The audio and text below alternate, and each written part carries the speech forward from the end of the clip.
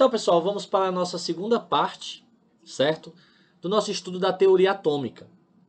Então, estudamos que a busca do conhecimento de que a matéria é formada remonta lá da Grécia Antiga, certo? Nós tivemos os atomistas, né?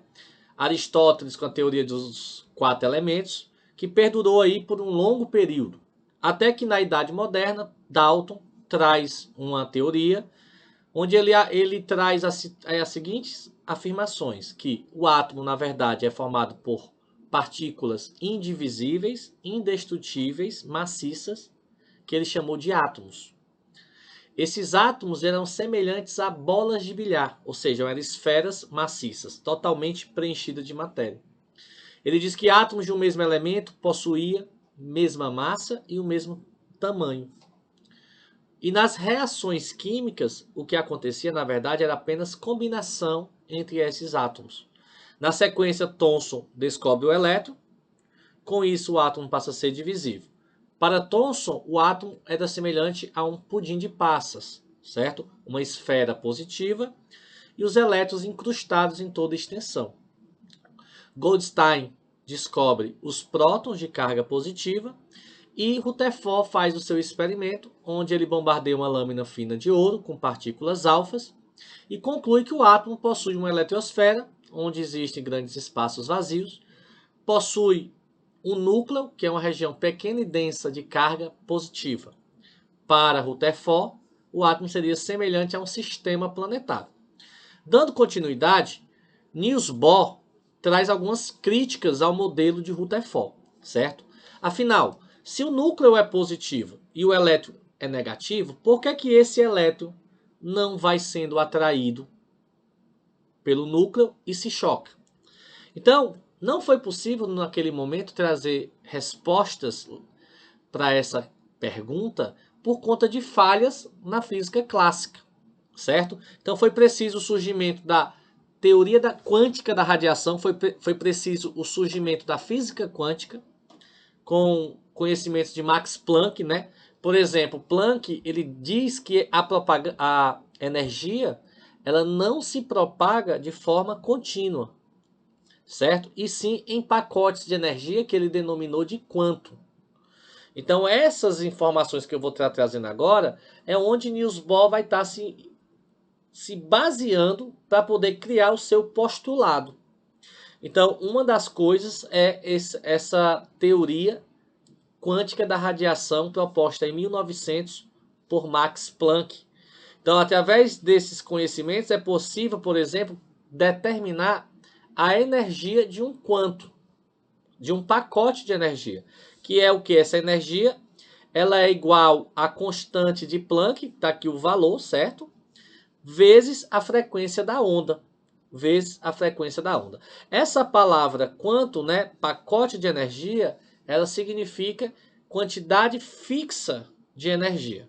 Então, a gente pode compreender isso de uma outra forma. Vamos fazer uma analogia.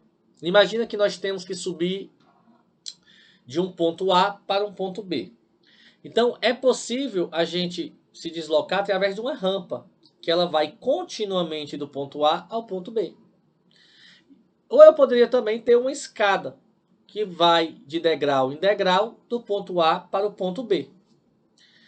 Se a gente vai optar pela rampa, nós podemos estar em qualquer lugar entre o ponto A e o ponto B, porque ela está de forma contínua. Agora, no caso de ir pela escada, ou a gente vai estar em um degrau, ou a gente vai estar em outro degrau. Nunca estaremos entre degraus, certo?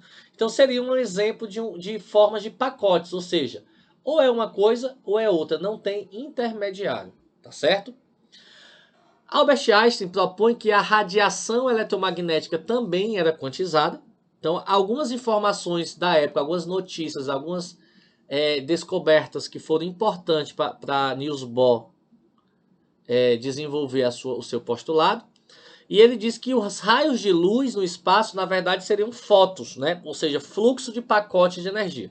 O que vocês estão vendo aqui, ó, são esses pacotes de energia, esses fótons, certo? Ou seja, partículas de luz viajando pelo espaço. O conhecimento de ondas eletromagnéticas, né? Nós estudamos na física todas as características das ondas eletromagnéticas, né? Elas não vai ser aqui nesse momento que nós vamos estar trabalhando esse assunto, mas foi importante esse conhecimento também, o conhecimento de todo o espectro das ondas eletromagnéticas. Nós, por exemplo, entender que as cores, né? O que é que nós enxergamos? São apenas ondas eletromagnéticas emitidas pelos materiais.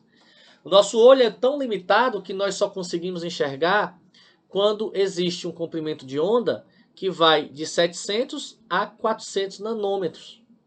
Dependendo desse comprimento de onda, nós enxergamos uma cor ou outra, certo?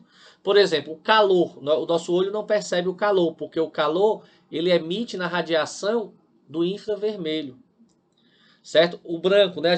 As pessoas podem ver naquelas boates que o branco ele fica diferente, porque quando tem aquela luz ultravioleta, a gente passa a enxergar um outro comprimento que o nosso olho normalmente não percebe. Então fica de uma cor assim, um esverdeado, né? Uma cor clara, chamativa. Então é isso, certo? O nosso olho tem essa limitação. Outro conhecimento importante para o postulado de Bohr é que as pessoas já conheciam os espectros atômicos, certo? Por exemplo, a luz do Sol, a luz branca, ela traz todos os comprimentos de onda da região do visível. Quando essa luz branca passa por um prisma, aqui nós temos a representação de um prisma, ela se decompõe em várias outras coisas, em vários outros pacotes de energia, certo? Então esse conhecimento, então o espectro da luz do Sol, ele é o espectro contínuo. Se a gente poder colocar o hidrogênio, então já se conhecia o espectro do hidrogênio na época. Então, o espectro do hidrogênio ele não emitia todas essas cores, apenas algumas raias. E se a gente colocar outros elementos, por exemplo, o hélio, o sódio, nós iríamos observar outras raias. E cada elemento químico que existe, ele possui um espectro específico. Não existem dois elementos com o mesmo espectro. Ou seja, existe até um equipamento que é feito uma prática na universidade, que é para determinar o elemento químico. Se é uma coisa ou é outra. É o espectrofotômetro, certo? É uma máquina que mede o espectro do elemento químico, compara com um banco de espectros e diz se é um elemento ou outro. O interessante é que a luz do Sol ela emite o espectro contínuo, né? E os outros são chamados de espectros descontínuos. Então isso vai trazer muitas explicações dentro da teoria do postulado de Bohr. Então, vamos lá agora para a parte do postulado de Bohr, que é realmente o que importa para a gente nesse momento. Então, primeiramente, primeira coisa que Bohr fala, que os elétrons eles giram em órbitas circulares, certo? Então, os elétrons eles giram aproximadamente, né, temos 7 órbitas que são utilizadas. As outras órbitas, normalmente no estado fundamental, elas não são usadas. Então, o átomo, para Bohr, ele tem um formato, né, de órbitas circulares. Então, os elétrons vão fazer esse movimento que vocês estão percebendo na animação. E que cada órbita dessa vai possuir uma energia bem definida, uma energia quantizada. Ou seja, cada camada possui uma quantidade de energia fixa. Quanto maior a camada, quanto mais distante, mais energia essa camada possui. Segunda parte. O elétron ele só consegue orbitar determinados lugares, certo? Não são todas as órbitas que o elétron pode estar frequentando. Então ele colocou assim, ó, somente certas órbitas são permitidas. E uma coisa importante que ele disse, que quando um elétron ele gira em uma mesma camada, em uma mesma órbita, ele não ganha e ele nem perde energia. Essas órbitas, elas também podem ser chamadas de níveis de energia ou camadas eletrônicas, tá certo? Então são 7 camadas eletrônicas, né? A gente pode representar por K, L, M, N, O, P, que quando a gente for estudar distribuição eletrônica, a gente vai apresentar melhor, explicar melhor quantos elétrons cada camada dessa suporta, tá bom? Continuando. O mais importante da teoria de Bohr é essa terceira parte, que diz o seguinte, ó, que quando um elétron ele absorve energia, ele salta para uma camada mais distante do núcleo. Então, por exemplo, imagina só que temos um elétron aqui na órbita 1. Para ele sair da órbita 1 e ir para a órbita 4, é preciso ele absorver energia. Certo? Então, se ele for da 1 para 2, ele absorve uma quantidade de energia. De 1 para 3, a energia é maior. De 1 para 4, é uma energia maior ainda. E quando ele retorna de uma camada mais externa para uma camada mais interna, ele libera essa energia na forma de fótons ou na forma de luz, certo? Na forma de fótons. Dependendo da transição eletrônica, ele vai liberar um comprimento ou outro de luz, de energia. Então isso vai explicar, por exemplo, por que nós podemos obter fogo de forma colorida. Ó, o lítio, as transições eletrônicas feitas pelos átomos de lítio emitem um comprimento de onda que o nosso olho enxerga na região do visível a cor rosa. O sódio produz uma transição eletrônica que emite a cor amarela, enquanto que o cobre vai emitir a cor verde, certo? Então, observe, cada vez que o elétron absorve energia, ele salta para uma camada mais externa. Quando ele retorna, é que ele libera essa energia na forma de fótons, na forma de luz. Outra coisa explicada pela teoria de Bohr é as cores dos fogos de artifício. Então, na hora que ocorre a explosão da pólvora, que está misturada com um determinado elemento químico, esse elemento, os elétrons dele absorvem energia, salta para a camada mais externa, quando retorna, libera um comprimento de onda, que a gente percebe, dependendo do elemento, na coloração esverdeada, se for o bário, azul, se for o cobre, certo? Pode ser o sódio amarelo, então corrigindo só uma coisa que falei no outro slide, o cobre emite a cor azul, o estronço a cor vermelha, tá certo? Então isso é explicado também pela a teoria de Bohr.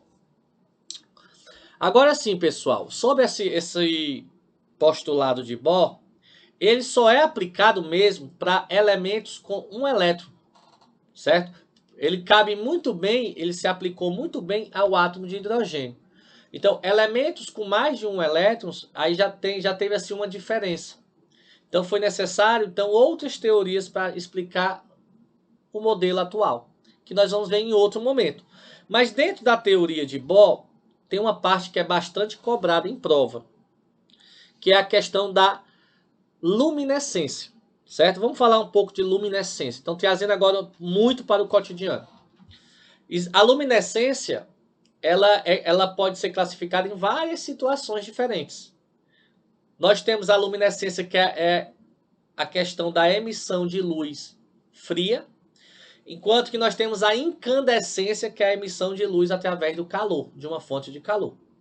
Dentro da luminescência, nós temos a fosforescência, a fluorescência, a bioluminescência, a quimiluminescência, a triboluminescência, certo?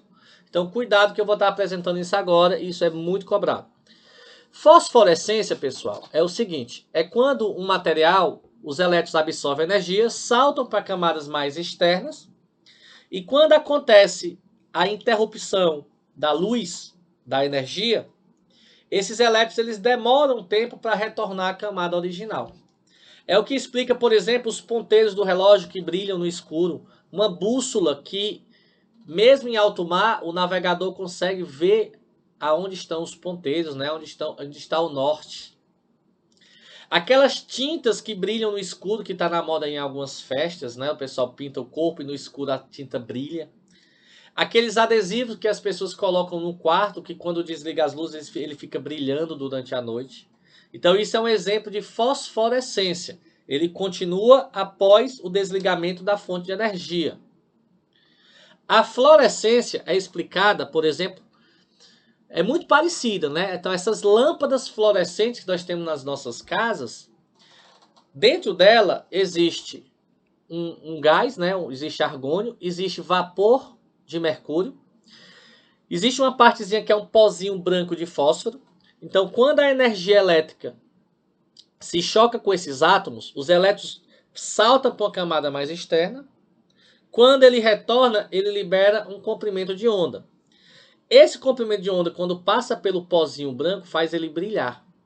Então, esse é o funcionamento de uma lâmpada fluorescente. Ele usa esse fenômeno da fluorescência, que os elétrons saltam, mas quando a gente corta o funcionamento da energia, esses elétrons retornam rapidamente.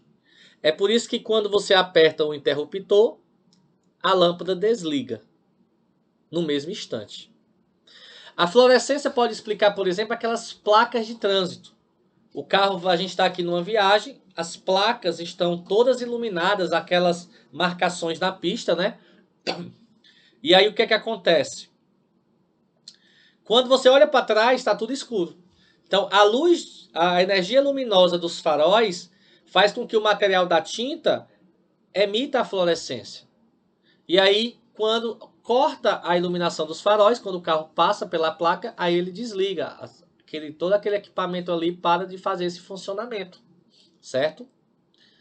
A incandescência está paralela à luminescência, é quando você aquece um determinado material, como por exemplo as lâmpadas incandescentes desse formato. Aqui nós temos um filamento de tungstênio. Dentro tem vapor de sódio. Quando a energia elétrica passa aqui pelo tungstênio, existe uma resistência que esquenta. Esse calor faz com que os átomos de sódio absorvam energia, os elétrons saltam para camadas mais externas e quando retornam liberam um comprimento de onda que o nosso olho enxerga na luz amarela. Tá certo? Na luz amarela. A quimiluminescência é quando acontece uma reação química que produz uma luminosidade. Então, aquelas pulseiras de festa, né, você quebra elas e aí tem uma reação química do peróxido de hidrogênio com o luminol, né? E aí o que é que acontece? Essa reação produz luminescência.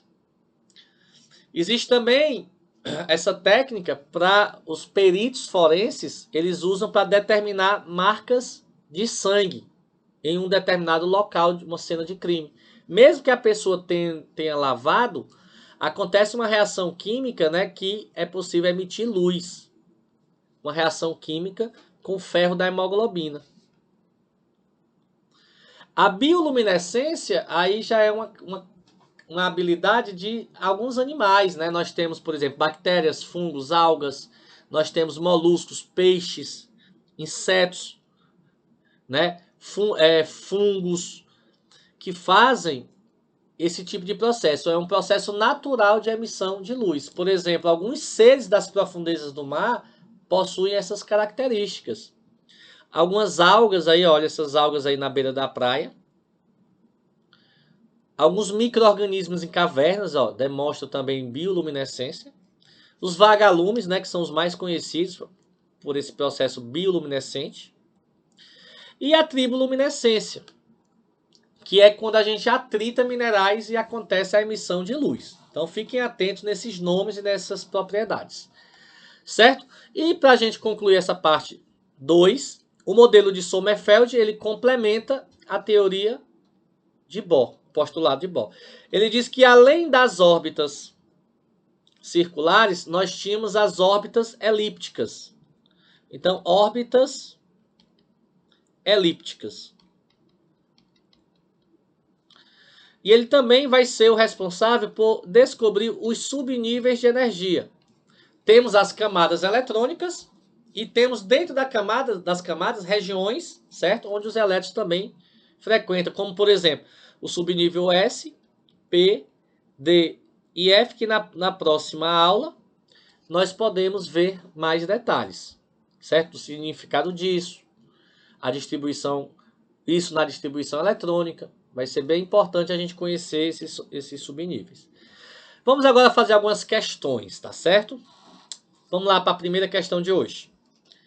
Comemorou-se no ano de 2011 o centenário do modelo atômico proposto pelo físico neozelandês Ernest Rutherford.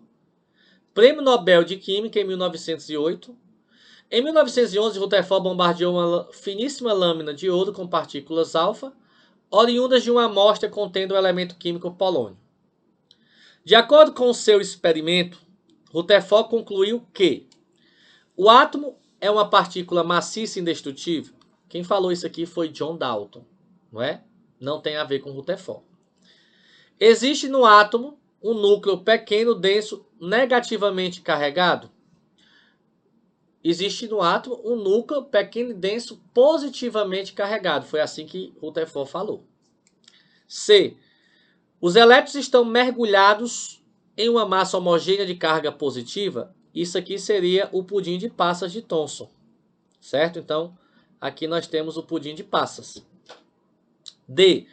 A maioria das partículas alfa sofria um desvio ao atravessar a lâmina de ouro? Não. A maioria atravessou sem sofrer desvio. Algumas poucas sofreram desvio. E pouquíssimas ainda foram rebatidas. Então, esse item também está falso. Item E. Existem no átomo mais espaços vazios do que preenchidos? Verdadeiro. Então, resposta item E. Então, essa daqui. Questão. Vamos ver aqui uma questão desse assunto que nós vimos agora de Bohr. O brilho das placas de trânsito, quando recebem luz dos faróis dos carros no período da noite, pode ser compreendido pelo efeito da luminescência. Sem esse efeito, teríamos dificuldade de visualizar a informação das placas no período noturno, o que acarretaria possíveis acidentes de trânsito. Esse efeito conhecido como, nós vimos agora há pouco, né? Que esse efeito ele é chamado de fluorescência e pode ser explicado pela excitação de elétrons e seu retorno ao estado menos energético conforme o modelo atômico de Bohr. Então nós vimos isso agora há pouco, né? Sem muitas necessidade de explicar mais detalhes. Certo? Então, já de cara, a gente pode ver que não tem outro. Ó, outro item que poderia ser, a gente ter atenção, é esse aqui, ó, luminescência. Pode ser explicado pela produção de luz por meio da excitação dos elétrons, conforme o modelo de Thomson, aí já estaria errado. A luminescência é explicada pelo modelo de Bohr. Fosforescência pode ser explicado pela quantização de energia dos elétrons e seu retorno ao estado mais energético, segundo o átomo de Rutherford.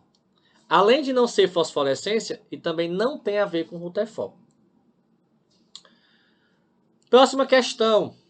Um fato corriqueiro, ao se cozinhar o arroz, é o derramamento de parte da água de cozimento sob a chama azul do fogo, mudando-a para uma chama amarela.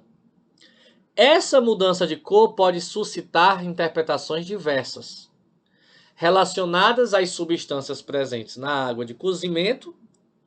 Além do sal de cozinha, nela se encontram carboidratos, proteínas e sais minerais.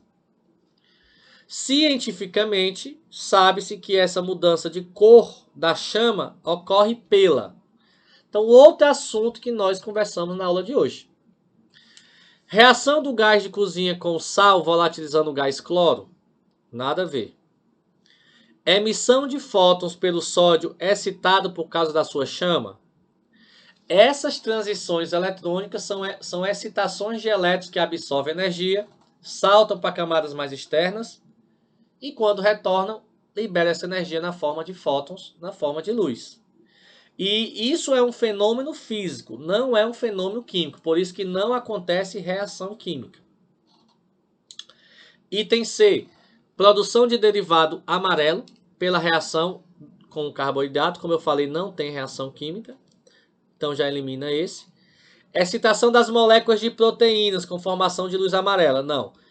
quem libera essa luminosidade amarela é o sódio presente no sal de cozinha.